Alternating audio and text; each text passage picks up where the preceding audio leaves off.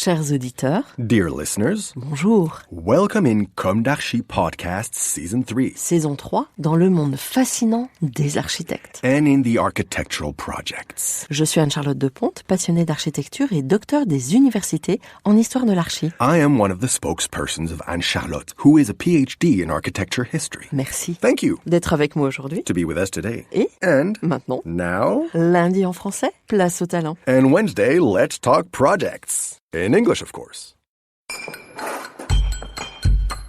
Bienvenue dans Comme d'Archi. Chers auditeurs, bonjour. Bienvenue dans le 3e épisode de notre série d'été Comme d'Archi, sur le thème Petite chronique et beau château. Cet épisode a été écrit par Esther, qui prête sa voix au Comme d'Archi en anglais. Pour répondre à la demande de l'un de nos auditeurs anglophones, nous allons parler aujourd'hui de Jacques-Germain Soufflot. Et pour répondre à notre ligne éditoriale, nous avons choisi l'une de ses œuvres méconnues, La Maison de la Rivette. Né en 1713 et mort en 1780, Jacques-Germain Soufflot est célèbre pour avoir réalisé l'église abbatiale de Sainte-Geneviève, appelée aussi le Panthéon, aux environs de 1755. La cour carrée du Louvre, où il démontre une connaissance profonde des règles et des proportions, liées à un art sans égal de la mouluration. Ou encore la restauration de l'Hôtel-Dieu de Lyon, 1741-1761, en particulier le Grand Dôme. Citons Hervé Gransart à propos du Panthéon. Loin des jeux savants d'élévation à ordre superposé et pilastres, la nouvelle architecture ne visait rien moins qu'à moraliser sa pratique, désormais chargée de traduire les volontés de progrès matériels et moraux de toute la société. Jacques-Germain Soufflot maîtrise parfaitement l'art de bâtir. Entre sa connaissance poussée du gothique, de la stéréotomie, l'art de la coupe et de l'assemblage des pièces en taille de pierre et menuiserie, et son goût pour le néoclassicisme, l'architecture à l'antique italianisante. Il se positionne contre le mouvement rococo, appelé chicorée moderne, par son mécène, le marquis de Marigny. Il sait apprécier le contraste entre la légèreté des églises médiévales et les lourdes voûtes romaines.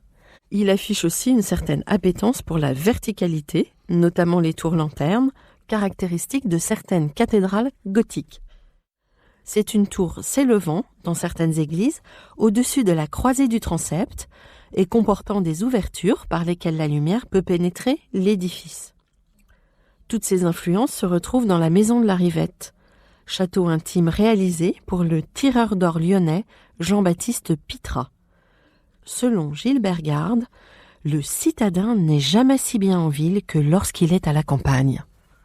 Peut-être est-ce la raison qui poussa Jean-Baptiste Pitrat à acheter le domaine de la Rivette en 1734. Bourgeois aisé, il fait dessiner son palais de plaisance par un jeune architecte, Jacques-Germain Soufflot. Si les documents manquent pour authentifier la paternité de l'œuvre, celle-ci corrobore à des choix stylistiques reconnaissables. La Rivette marie des influences parisiennes, italiennes, provençales et locales. L'architecte célèbre la perfection géométrique tempérée par des courbes et des contre-courbes harmonieuses. Les volumes sont modelés dans une esthétique dite moderne. Découvrons la propriété au début du XIXe siècle. Elle est surnommée les Folies Pitrat. Les mots sont du marquis Mazade d'Avèze. On aperçoit sur la hauteur les Folies Pitrat, maison du meilleur goût. Devant elles sont une succession de terrasses qui conduisent parmi les fleurs, des ruisseaux argentés et des eaux jaillissantes, jusqu'au bord de la Saône. Derrière, des vergers, des bosquets charmants et artistement espacés font parcourir agréablement jusqu'au sommet la colline sur laquelle ils sont placés. Le célèbre architecte Soufflot a fait bâtir cette maison qui, plus que tout autre des bords de la Saône, mérite d'arrêter les regards du voyageur. Les bâtiments, la façade, les jardins, les terrasses, tout est de la plus belle ordonnance. Cette vue idyllique est alors toute récente, car c'est au milieu du XVIIIe siècle que la propriété se transforme en maison de plaisance entre les mains de Jean-Baptiste Pitra et, sans doute, Jacques-Germain Soufflot. Soufflot, de retour d'Italie en mars 1738, est un jeune homme de 25 ans, mais dont le nom est déjà reconnu, puisqu'il est reçu en novembre à l'Académie de Lyon.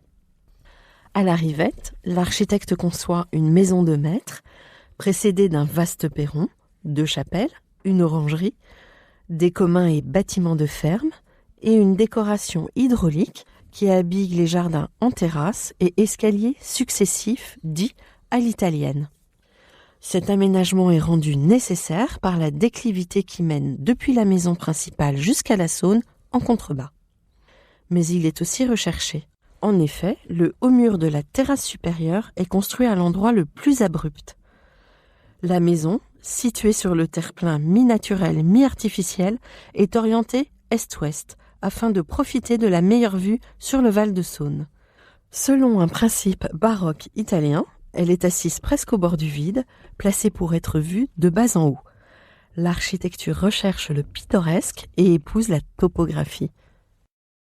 L'habitation est dessinée sur un plan rectangulaire, presque carré, agrémenté de 2 minuscules ailes sur les côtés et en arrière. Elle est longue de 25 mètres et large de 22,50 mètres. Les 500 mètres carrés sont répartis sur 4 niveaux, cave, rez-de-chaussée, étage, grenier. Ce plan dénote probablement une influence italienne et rappelle la villa farnésine de Baldassare Peruzzi. La modénature de toiture en tuiles romanes rappelle la structure du plan. Dans un souci esthétique, la pente de toit est faible et les cheminées courtes. Ainsi, le regard est attiré par la façade occidentale, dite à la française. Elle est de 9 travées, réparties sur 2 étages. Elle suit le dessin, cher à Jules Hardouin-Mansart et à Robert de Cotte. Un avant-corps central de 3 travées, à peine saillant, dont les angles sont soulignés de refend. Le tout est coiffé d'un fronton triangulaire. Le balcon de fer forgé est soutenu par des consoles. Les fenêtres cintrées sont caractéristiques de la région lyonnaise avec leurs abat-jours, dits aussi jalousies ou persiennes. Toutefois, elles sont en rupture avec la tradition et alourdissent un peu la façade de par leur hauteur unique. En effet, elles ne reflètent pas les hauteurs sous plafond de l'intérieur. La hiérarchie est normalement ainsi répartie, rez-de-chaussée 4,10 mètres, étage 3,80 mètres. À l'intérieur, plusieurs innovations trahissent une recherche de confort encore toute nouvelle. D'ailleurs, le mot « confortable » n'existe pas encore. Il nous viendra d'Angleterre seulement en 1786. Toujours est-il que les bourgeois de la Rivette se préoccupent de leur bien-être matériel. La plupart des chambres sont chauffées ou possèdent des tables de nuit avec chauffe-linge. Cet appareil est constitué d'un panier à linge sous lequel est placé un réchaud. Certaines chambres sont pourvues d'un cabinet de toilette avec table et accessoires. Pour le confort des âmes, une chapelle indépendante est édifiée au dehors, au sud de la cour d'honneur. De cette vaste terrasse supérieure, on descend les 5 niveaux de jardin, sans doute inspirés des jardins du Belvédère, aménagés par Bramante en Italie. Ce sont un véritable chef-d'œuvre hydraulique, avec une cascade, un jet d'eau, une grotte de rocailles et un nymphée. Un nymphée est à l'origine un monument agrémenté d'une source sacrée dédiée aux nymphes. On comprend que le goût antiquisant de l'époque fasse le choix d'un tel décor. Les escaliers symétriques, à double volet de marche, qui relient les terrasses, sont monumentaux, malgré l'étranglement qui caractérise la propriété à cet endroit. Au 4e niveau, 2 volets d'escalier latéral donnent accès au jet d'eau qui se trouve sur le terre-plein circulaire. Ainsi, toute la conception du domaine de la Rivette reflète une certaine innutrition italienne. Mais Soufflot, s'inspirant aussi des savoir-faire lyonnais, propose une synthèse des traditions antiques, italiennes et locales, révélatrices de son art. Les rangs alternés de galets de Saône sont disposés en arêtes de poisson. Pour imiter le tuf et le péperin romain, les assises sont en pierre lisse et bloc.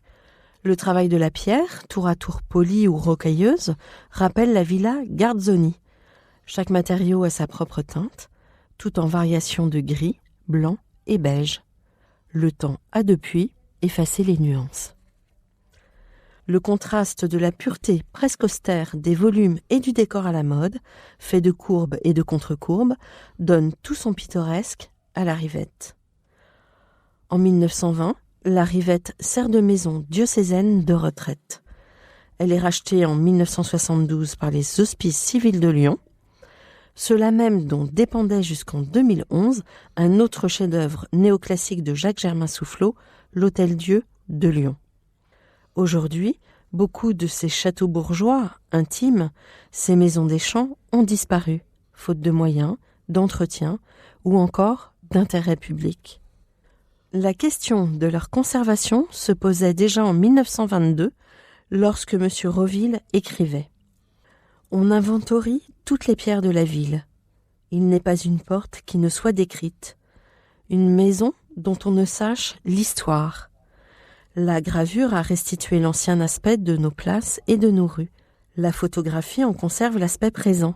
Mais les vieilles maisons des champs peu à peu disparaissent, et plus rien n'en reste. Sinon le souvenir que leur conservent ceux qui y furent heureux. » Chers auditeurs, merci pour votre écoute. À la semaine prochaine pour un nouveau numéro de Comme d'Archi de l'été. Pour ceux qui veulent, n'oubliez pas le numéro en anglais et prenez soin de vous. Au revoir.